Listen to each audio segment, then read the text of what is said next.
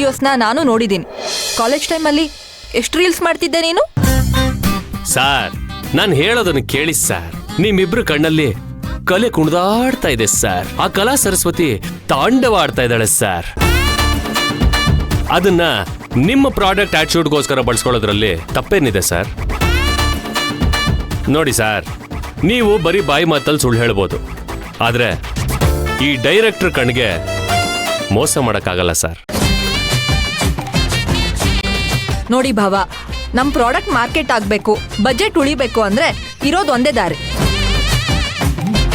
ನಮ್ಮ ಆಕ್ಷನ್ ಅರ್ಜುನ್ ಅವರು ನಿಮಗ್ ಬೇಕಾಗಿದ್ದ ಕಾನ್ಸೆಪ್ಟ್ ಹೇಳ್ತಾರೆ, ನೀವ್ ಅದಕ್ಕೆ ಪ್ರಿಪೇರ್ ಆದ್ರೆ ಸಾಕು. ಅಯ್ಯ, ಇದ್ರಲ್ಲಿ ನಾನು ಹೇಳೋದೇನಿದೆ ಮೇಡಮ್? ಸರ್, ನಿಮ್ಮಿಬ್ರಿಗೂ ಕಾನ್ಸೆಪ್ಟ್ ನಾನು ಹೇಳ್ತೀನಿ, ನೀವು ಅದಕ್ಕೆ ಪ್ರಿಪೇರ್ ಆದ್ರೆ ಸಾಕು. ಮಿಕ್ಕಿದ್ದೆಲ್ಲ ನಾನು ನೋಡ್ಕೋತೀನಿ ಸರ್.